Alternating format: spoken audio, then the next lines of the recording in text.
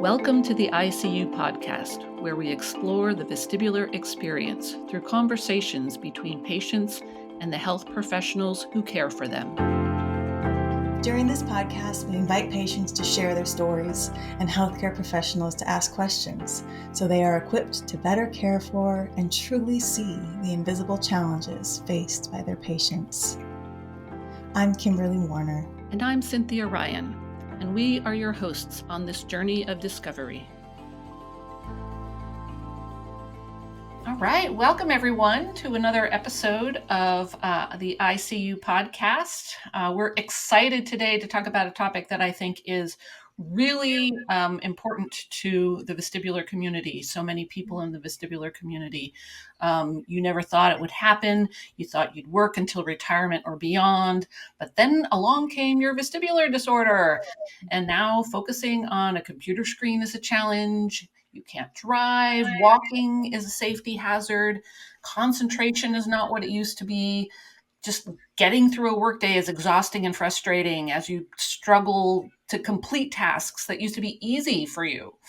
So many people who suffer from chronic vestibular disorders find it difficult to continue working. Today, we're going to talk with someone who knows all too well the challenges of applying for disability, as well as a disability attorney who's helped many people successfully file a disability claim. So I am really excited to start by introducing Tracey Pate, who is the founding member and managing attorney for Disability Associates LLC, which 100% of her practice focuses on obtaining disability benefits for Social Security disability clients.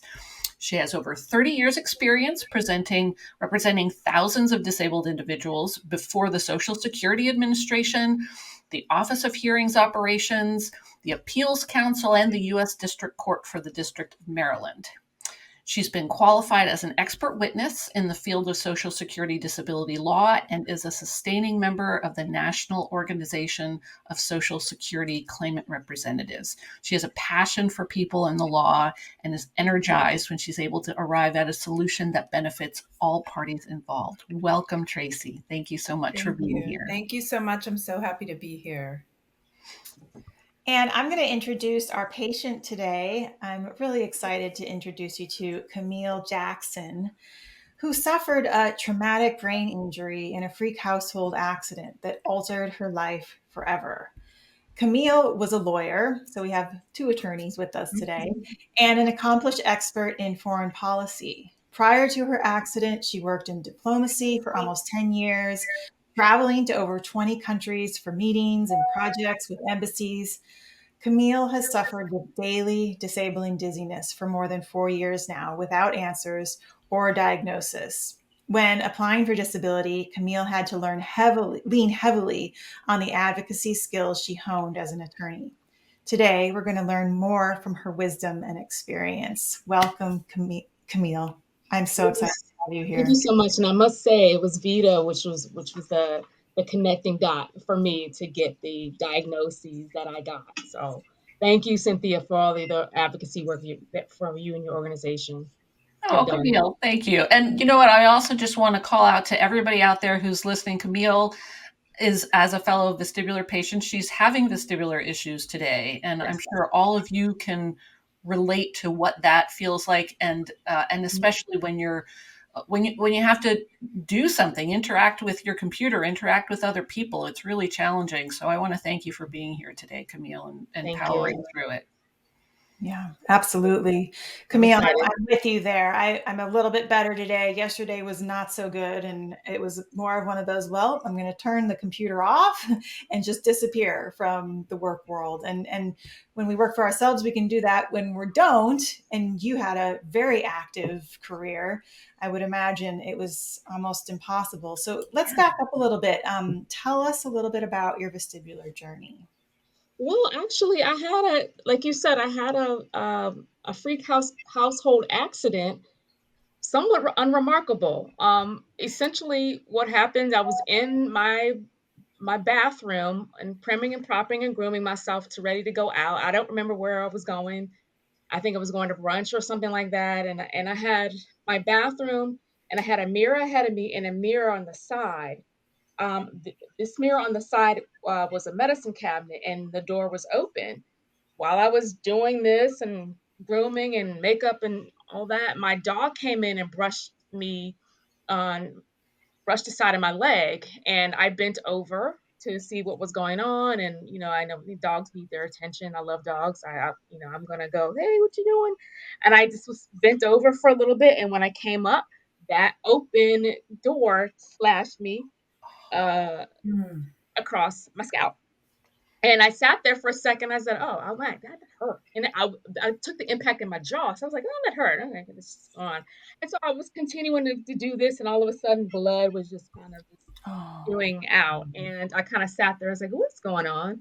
And I called uh, my HMO to get instructions about what I should do, because I was not interested and going to sit in the ER for 4 hours before getting treated. So I said, I'm going to go to urgent care to see what they can do. I'll go bloody so that I can get in front of the front of the line. I went there and I drove there. So I got there, I drove there. I was like, look, okay. It took me immediately back. Um, I cleaned up and they stapled me up. And I had like 5 or 6 staples going down this way. And they let me go. I didn't think of anything of it. In hindsight, they didn't offer me anything regarding concussion protocol. So I just assumed that was because I presented without any symptoms. I assumed that because I drove there, they assumed that I didn't have um, any concerns about that. So after the staples and the bandages and getting washed up a little bit, I drove back home. So didn't think anything of it. Just a little bit of itchy here, itchy there with the staples. And then I got the staples removed, and probably about 3 months after is when the symptoms started to occur. And the first symptom, I can remember this vividly. I was walking out of a Whole Foods after shopping, got in my car, and sat in my car, ready to back out of my parking space to drive away. And I turned my head to look, turn my head back this way, and that's when everything just started, mm. um, sort of that bobblehead effect. I felt like everything was going crazy. And so I was like, okay, what is this? Okay, so I sat there, took a deep breath. Maybe I'm got, migraine, a headache, or whatever. So I finally got home. And as months pass and as weeks pass, months pass, these symptoms were happening intermittently. And then they started to happen daily and in multiple times per day, and to the point it took over my life. And then I got to a point where I couldn't drive. I couldn't even sit up in the bed without getting sick. I could not. Um, I couldn't walk. My balance was off. I couldn't do anything. I just could sit there. I was just a vegetable. So, and then just trying to figure out what's going on. And here I am 4 years later with these same symptoms. I've had some success in getting a diagnosis from some specialists, but it took a dogged effort to try to advocate for myself and go after the information that I needed. Not every doctor knows everything about everything. So I'm dealing with my ailment and trying to do research. My mom was she had to serve as my secretary to help me get through the paperwork. And then on top of that, then my resources to pay for my visits to these specialists was dwindling. So I was like, oh my God, what am I going to do here? And so that led me to a decision to have to file for disability.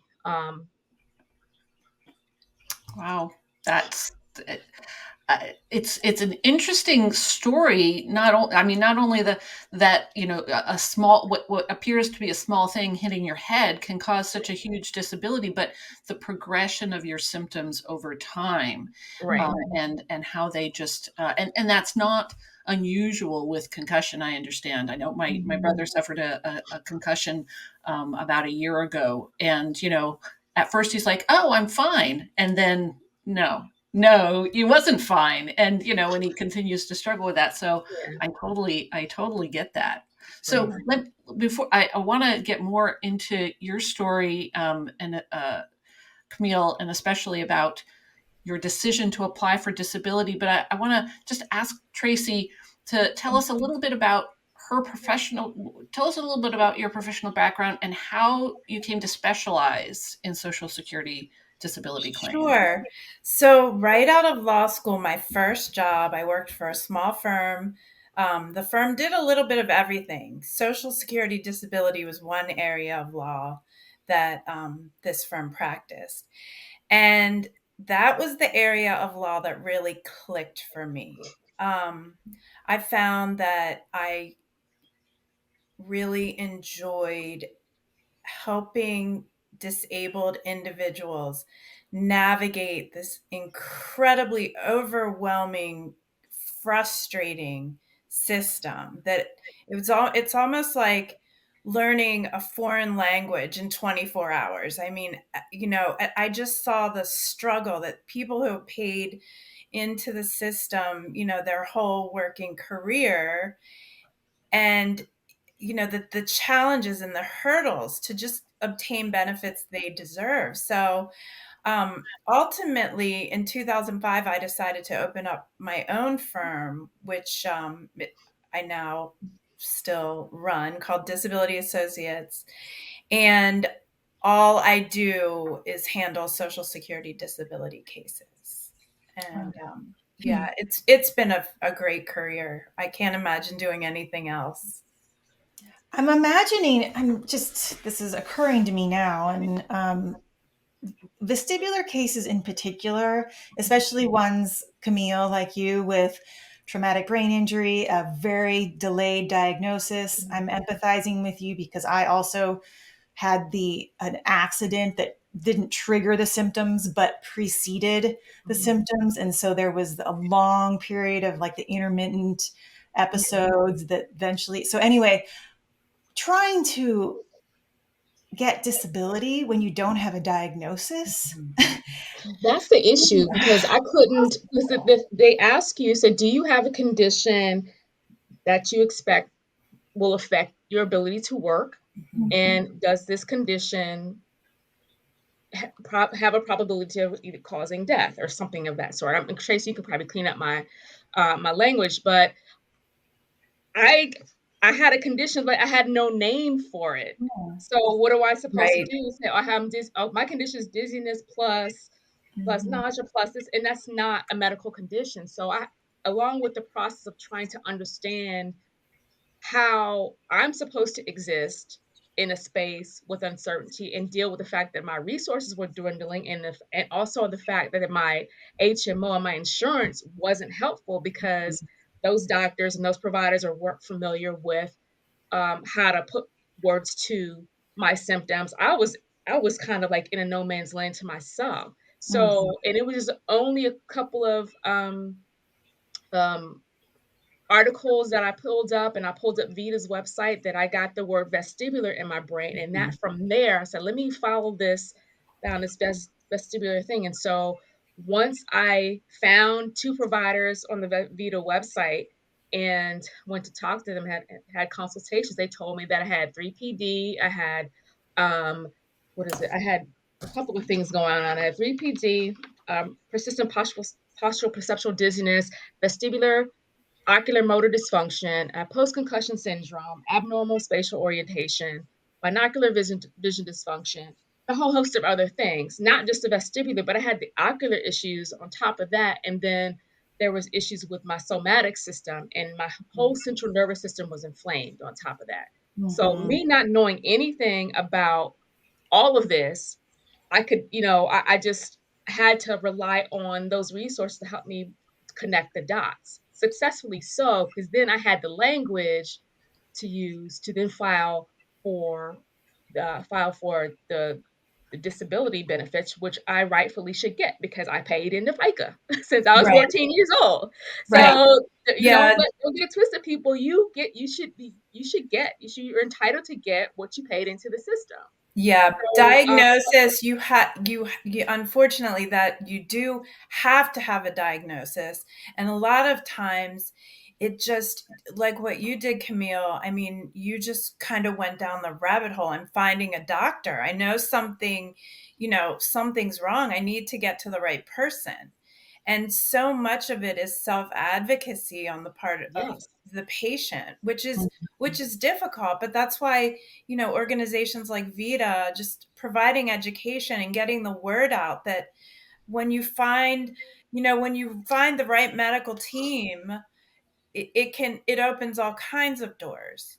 But even then, it's still, vestibular disorder is one of those invisible disorders where, you can't confirm it by a blood test or a radiology report. And so that makes it, that's another challenge in the disability process as well. Oh, I can add to that, Tracey, because there were a few times where I was talking to providers and they were gaslighting me. And they're like, it's all in your head. Dizziness is just anxiety. You take a pill and call me in a couple of weeks. And I'm like, no, I can't. And I had the dizziness that was not the vertical dizziness that's like this. My dizziness was like incessant drunkenness. Like I couldn't keep still. And I was worried about myself. Had some of the part of the struggle for me is trying to accept my condition was how I'm still in a career path, and am I going to show up somewhere looking like I'm drunk and people are going to get the wrong impression? I had a top security clearance, and so at the time I was like, I need to figure out how to keep this under wraps until I find out what's going on. So there was a little bit of vanity in there. There's a little bit of ego. There's a little bit of rage. There's a little bit of just total frustration at the fact that I was getting gaslighted so bad. And I'm not faulting the medical community. It's just they didn't know. They're trying to help me, and I'm trying to help them help me. Just try to say, hey, here are some articles I think may be relevant, and they take a look at them and okay, I'll keep it in consideration. And so it just was, I was just sitting in a medical mystery for about 4 or 5 years, and having these severe symptoms and not being able to do much of anything. So I got to the point that how else could I get up and go to work? I mean, at the time I was going through a career transition, so I was not so much worried about what I needed to do forward, but like I was getting recruited for jobs and I couldn't take these interviews because I was like, I'm symptomatic with something I don't know. And so I lost out on opportunities because here's these symptoms. I didn't have the stamina. I was not able to keep up with the rigor it would take to maintain a successful career path. So what's left? I had to do something. My resources were running out, and I had to do what I had to do to try to file. And it is a daunting process. And in the end, I don't want to go too far ahead, but I just want to state how difficult it is. My file to my final hearing with the judge was 556 pages. Yeah. So can you imagine backing from that, what it takes to build your case forward and explain and do all these things that they ask you to do and fill out this paperwork, ask you how was your day? How do you prepare your meals? Can you do this? Can you do that? Can you not? And then getting supporting documentation and dealing with doctors that may not even know what you have, and they can't really give you supporting documents. So it's just, it was just a little bit of, type A. For me, I'm type A person, but a type A attitude that is like, I'm going to be resolute about this because I'm going to get what's mine. But I still had the functional deficits that I couldn't sit and do this stuff. So it took months. Yeah. It took months to even prepare the file itself. And then I had to have my mom help because she was my secretary. She would just dictate what I needed to say because I was like, I can't read this stuff. What is this? Yeah, it's so overwhelming. Yeah. Let's start with that. Tracey, tell us how do you approach a disability claim? What are the steps to take to file a disability claim? So just kind of by way of background, and I'll briefly describe what you have to prove. You have to prove that because of a disability, physical and or mental, you have been out of work or expected to be out of work for at least 1 year. So that's kind of so if a client calls and says, hey, I broke my ankle, it's going to take 6 months and then I should be back to work. Do I have a case? That the answer to that would be no. How I approach a case is I want to hear the individual's story. For example, what Camille just shared. That's where we'd start. If she called, I wonder if you can help me with my case. Tell me your story, because everyone's story is different. And from there, just having a conversation, I'm able to help the person realize that, hey, yeah, you do have a case. I would highly recommend that you pursue it. Or I might say, I'm afraid that, here are the reasons why I don't think you'll be successful. But that's what's so important, and that's one of the reasons I left my previous law firm, because they took more of a factory approach. They were very mechanical in their intakes. They almost, they took every case and then they just kind of got rid of the ones that they didn't think they could win. That's not how I wanted to practice. And so that's why I opened my own firm, just so to give that personal service, because again, you can't put people in boxes. Everybody's got it. And that's what Social Security tries to do. I'm sure, Camille, you would agree with. Yes. Yeah. I definitely agree with that. And before I found Sharon, Christy was your associate, we talked about before the recording, I looked on YouTube, I looked on Reddit, Quora, I looked on bar associations that specialize in Social Security. I was just trying to find, and made a couple calls, and everybody said you must file first before we get involved, and expect you're going to get a denial. And that denial comes because vestibular disorders don't neatly fit in their listings, that they can easily check off to say, okay, this is a condition that looks like it's going to be severe terminal, or it's going to be extremely unlikely that person will ever be able to get back to work. And those listings I don't know, Trace, you can tell me or not. I don't know if those listings have been updated in the last 20, 25 years. There may be 1 or 2 listings for vestibular disorders, but I thought when I looked at them years ago, it may have been Meniere's disease, but I don't know if anything else beyond that is on those listings. Yeah. And when they don't check your box, it's an immediate denial. They don't look into your story. So I had to sit and prove that, okay, yeah, I have a disability. So I got to down, then I appealed. I had to prove that, yes, I have this disability that's affecting my ability to work, and here's how. So I collected all kinds of things where I thought I was giving some good support, where supporting documentation, the people wrote letters on my behalf. I was keeping symptom notes and app called Migraine Buddy, which basically said time of day you had the symptom, what did you use to resolve it, how long did it last, what was your medication, and things like that. So I was relentless. I was keeping this very copious notes. So I just slammed all this stuff together. I had a binder probably like this thick that I sent on my first appeal, and got denied again. So I'm like, what do people want? I'm telling you, all these people are like agreeing with me. First it was hard enough to get people to understand and put a name to my condition. And then when I have the condition, and then when the condition means something, and I can fully show that I have this condition, and it does affect my work, because I can't sit and watch the computer and type in the computer for 8 hours a day, and I can't stand for this amount of time, and I can't read, and I can't do all these things and sit on the phone. What else do you want to hear? So I got a little bit enraged again, thinking that perhaps it was TMI. Maybe I gave them too much information. I'm thinking I'm being thorough, but it still wasn't good enough. So yeah.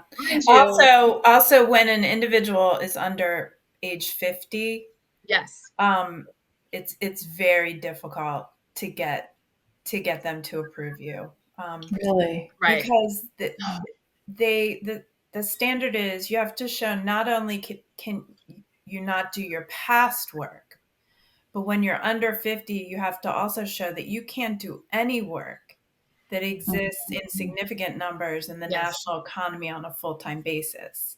Right. However, when you turn 50, they start taking marketability into consideration. You know, as we age, we're less marketable. So Social Security, I think, has blinders on when people are under 50, you know. So what does that look like, Tracey, for gig workers? I'm assuming it's similar for people in the creative industry where their, jobs might be more sporadic, but you also, as a creative myself, you have to go after those jobs.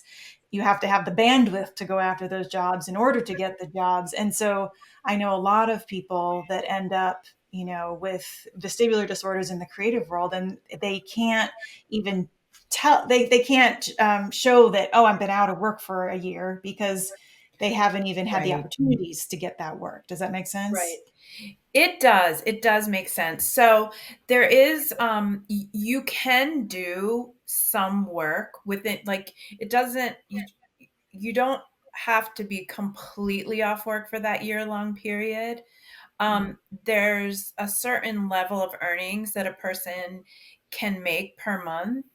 I think it's about $1,400 in 2024, pre-tax, and that is considered under what they call substantial gainful activity. So, like, for gig workers, that would be an example. Or if, you're only able, because of your disability, to work, say, 10 hours a week, that can be considered not to be substantial gainful activity. The key is, what are your doctors saying? Like, if sometimes people try to keep their earnings low just so they can qualify, but I tell them, it depends on what your doctors say, because at the end of the day, you've got to show that you're incapable of full-time work, and there has to be a medical basis for that. So yeah, if that answers your Can you question. add to Yeah. that? Because can you add to your point about substantial gainful activity? I was looking at my decision, my favorable decision after I had 2 appeals, and there was a term of art that says residual functional capacity. They found that I had functional capacity, but I was not going to be considered a reliable employee because of the symptoms that would be triggered may cause me to be off of work unexpectedly for maybe 1 or 2 days per week. And then on top of that, there was another statement that they said that, like you said, that given the residual functional capacity, then and her inability to do certain things, that there is not going to be any work in the national economy where she will be able to function or something like that. I can't remember. I got it straight. I think I know exactly what you're saying, Camille. So unlike, a physical impairment, like, let's just say a person has been worked construction his whole life and suffers a back injury, and can no longer has trouble lifting and standing and sitting, things like that. The residual functional capacity means what abilities does this person have now, and would those abilities translate into any other type of jobs? But there's also other things that need to be considered besides, like, those exertional requirements. And one thing is the ability to maintain productivity in the workplace, and also the ability to maintain attendance that would, to a level that would be tolerated by an employer. And in general, a vocational expert will say if a person misses about 2 days a month on an unscheduled basis because of their disability, they're not going to meet the productivity requirements that would be, or the productivity requirements that would be required in a competitive work environment. and therefore, there would be no work. So that would make sense. Like with your symptoms, even though maybe during the, you'd have some good days and some bad days, you still would have too many absenteeisms due to flare-ups, or you wouldn't have the ability to make it through an 8-hour day. Right. So if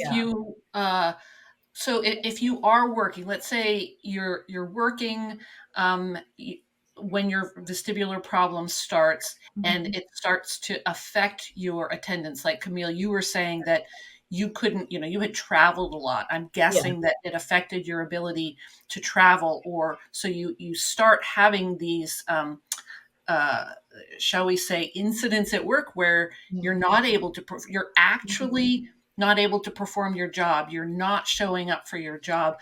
Does that, I assume that would help if you have that on your record. Right. So in some ways, if you are working and you try to continue to work and don't perform up to standard, that would help your case. Am I right? Yes. And what would even be more helpful is if somehow it's documented, whether that be by attendance records, or, if you work for a large employer, if, you have letters from doctors, stating that, you need to be off for a couple weeks, or,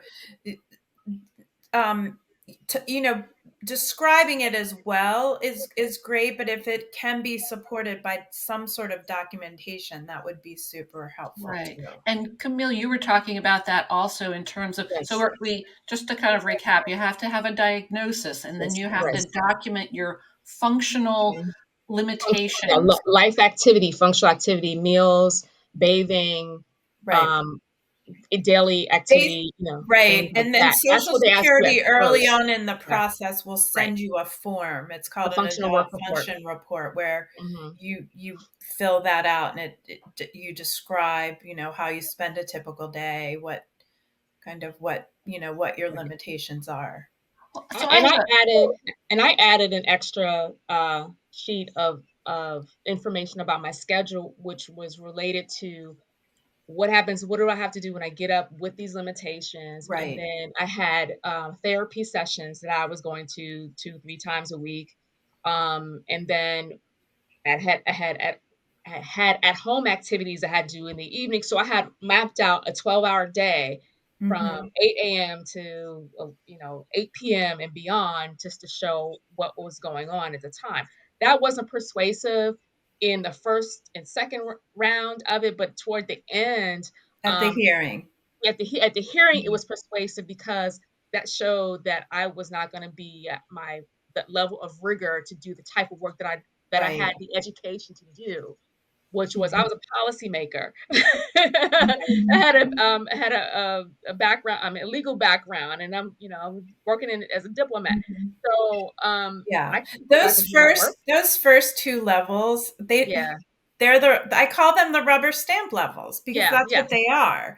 And we just got new national numbers that at the initial level, you file your application, that's called the initial level.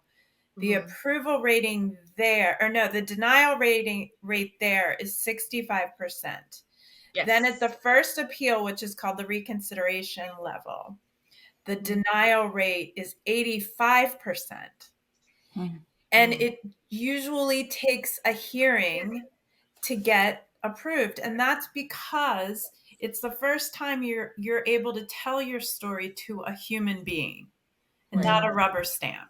Let me ask, I have another question. And the reason is, so I was speaking recently to a woman who is a vestibular patient, and interestingly, before her vestibular disorder, she worked for the Social Security Disability department, and she evaluated claims. Wow. So she has a really interesting perspective. And so here's my question. What can someone do? She was saying, as a person evaluating claims, she doesn't want to deny people, but she has boxes she has to check off, So I'm guessing that there's a lot of detail that goes into making sure all those boxes are checked off, and that's something that an attorney like you, Tracey, can help with. What can someone do to increase their chances of getting approved earlier in the process? How can you make sure those boxes are checked off? So the most important thing I would say is making sure your symptoms and your complaints are well documented in your medical records.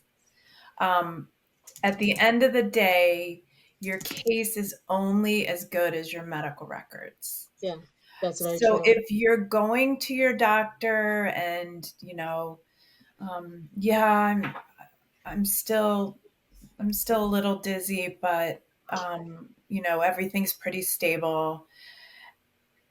That is not as helpful as, I can only stay awake for 6 hours in a day. I have to take a 2-hour nap. I can only do a task, a household chore for 10 minutes, and then I get dizzy and I have to lay down. And so the more detail you can provide in your medical records to make your medical records marry the symptoms and what's on that function report and the things that you're saying, the better your chance. I would also add too that I think Tracey, you're familiar with the medical source statement of ability to do work and Yes. related activities, that OMB document, something. Right. I had somebody who was very instrumental of filling that out and also providing supporting uh, material to that document, attachments to that document, because I mean, she was saying she can't read on a computer Right. screen without Right. getting vomiting when you stand up and turn around. She could like fall over, or use of the using the phone, a smartphone, and scrolling is difficulty, and even talking and having conversations like this will be a brain guzzler. So again, it also is with your relationship with your provider, is making Yes. sure you find those right people, and it's going to take some It's time. And it's huge. unfortunate that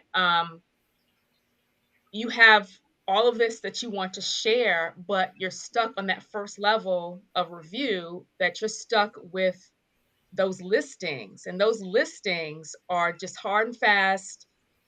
Right. 1, 2, 3, 4. And Tracy, you can probably speak on like what listings get the most approvals.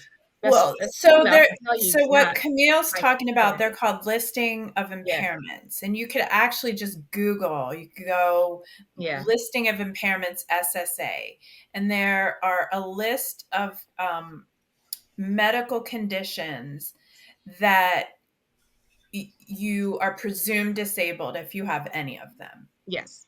So yes, that is very important. They do look at that at the initial level, but also at the initial level, they look at what you were saying, Camille, about the residual functional capacity. So they Mhm, assess that as well. Like, how much mhm. can you lift? How long can you stand? Right. How long can you sit? How far can you walk? But what they're missing is those other nuances of, but I can only sustain a task for so long. Mhm, Yes, I can sit, but after so many minutes, I lose my concentration because I'm dizzy, of vertigo.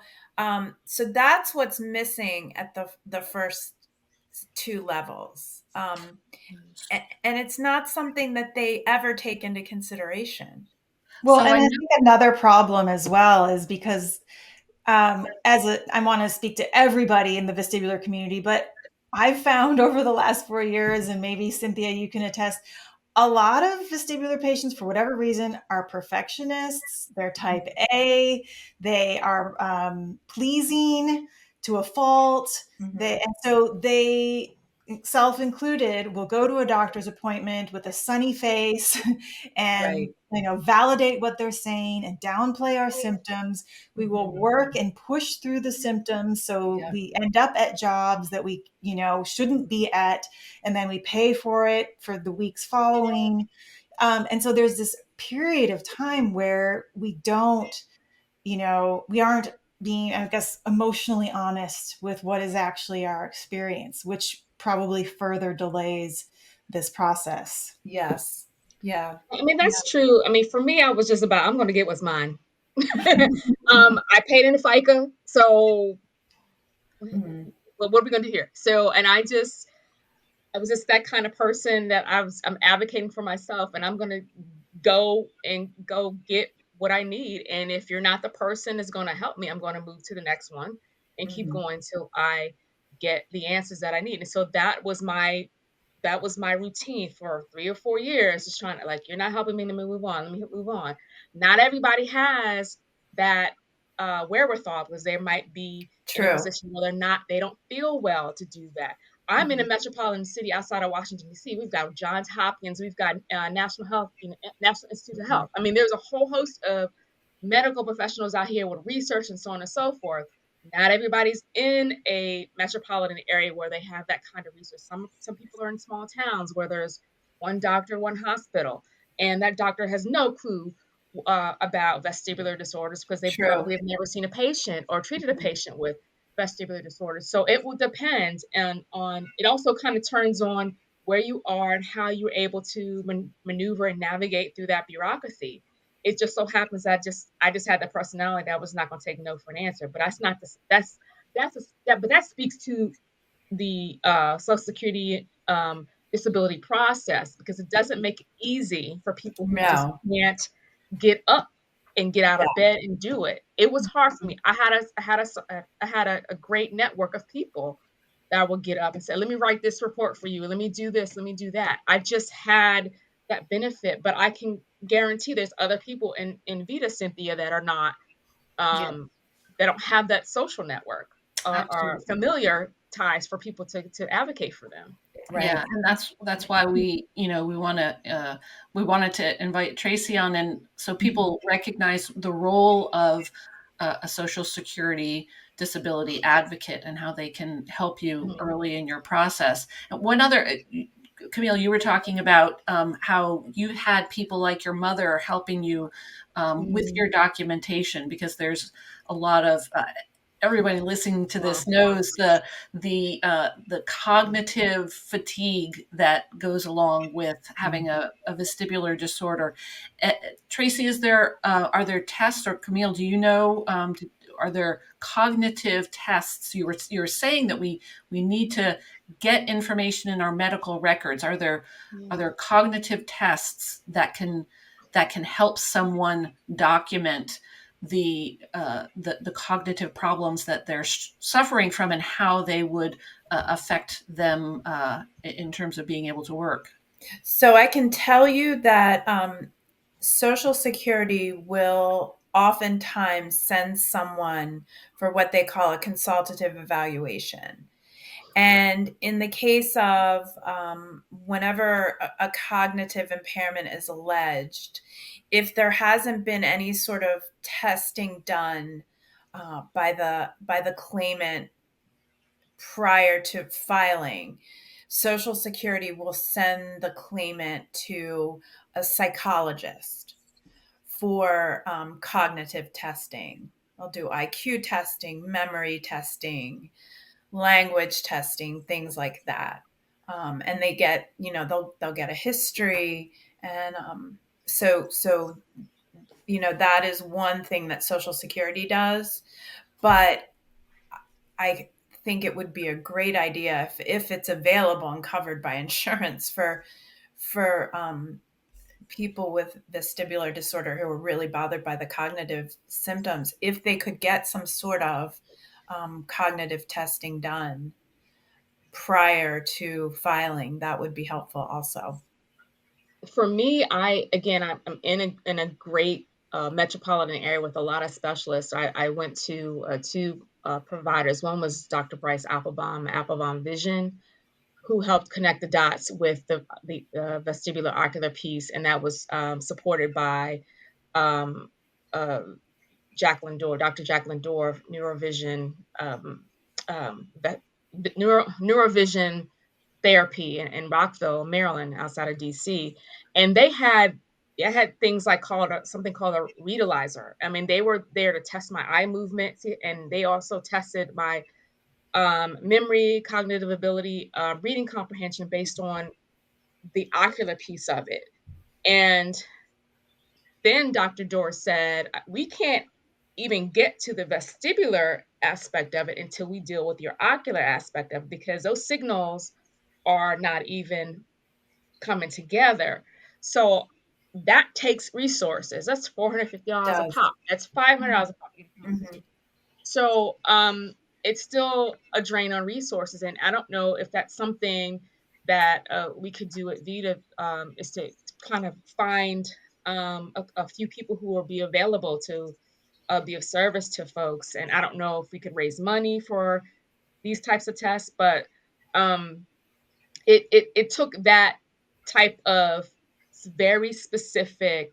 It was like a neurology, then you have optometry, then you have neuro-optometry, and then you have neuro-otology, all these sub-specific areas of medicine that I just kind of found my way to. And those tests were helpful to understand and define but that's not gonna come from the Social Security Administration.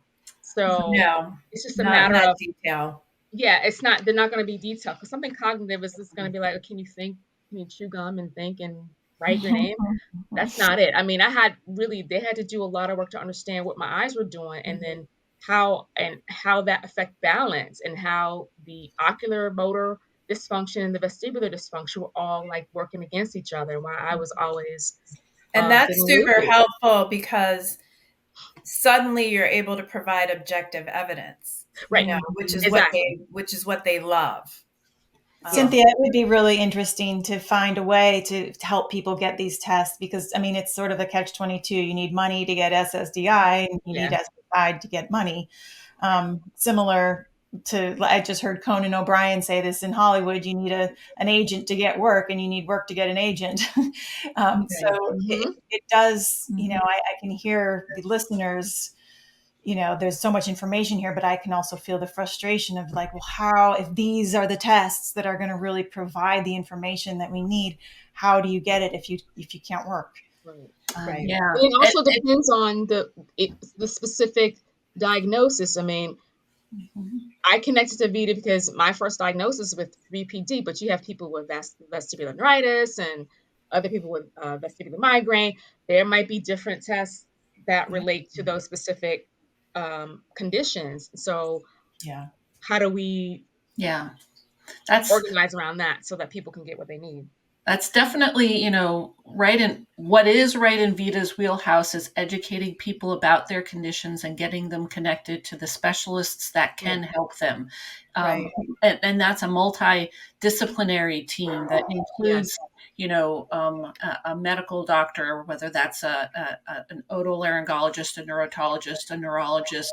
It includes, visiting an audiologist to get testing. It includes your physical therapist and possibly a psychologist or a psychiatrist. And I like adding this cognitive component on there as well. So that's definitely, and it is this isn't the topic we came to discuss today, but it's a complex system because there's more to it than just the SSDI. There's the insurance part, your medical insurance, and getting, if you do stop working, getting qualified for, for Medicaid or Medicare. And then there is also short-term and long-term disability, which I just want to at least mention, though that's not what we're talking about today. So people understand that if you're working for especially a larger employer, they may be paying for short-term and or long-term disability for you, and you would want to be applying for those first before you apply for Social Security disability. And of course, we're talking about this from the U.S. Perspective, the United States. I'm sure it's different in different countries, but I think what we can all learn is that the process of preparing yourself to apply for some sort of disability insurance is it's a very detailed process. You need to, and I'm just going to reiterate this for everybody. It seems like the key is to document your experience, and especially get it documented in your medical records. Right. Yes. Cynthia made a great point, because if you work in the private sector, you have your company benefits may include short-term disability. And also you want to talk about people who've been in the military that might be going through the VA disability system. And then on top of that, then you have SSDI. So you've got 3 trains running for some people. And sometimes those trains are not, there's no through line through each system in our process. So I don't know what Tracey would say, which you should approach first, or you should hold off on the federal stuff last. Definitely, if you have private disability, short-term and long-term, you should do that first, because you'll get those benefits will come quicker. Right. And with those benefits, generally the standard is all you have to prove is that you can't do your last job or your past job. Right. You don't have to go that extra step like you do in Social Security to show that you can't do any other jobs. And ultimately, if the short term converts into long term is going to make you apply for Social Security disability anyway, because they have a lien on any Social Security benefits. Usually the long term disability benefits higher, and so once Social Security comes through, the LTD company gets paid back. So so it's good to, and I also feel the same way about VA disability benefits. Really, you could apply for all at once, to be honest, but the private disability is going to go through first. Gotcha. I think that award will be much more robust than the award or benefits you get through SSDI. Yes. So people beware that there's a cap on the amount you get per month. Right. And it may not take care of all of your bills or what have you. Right. So it's based on your monthly amount is based on the amount of Social Security you've paid during the course of your working life.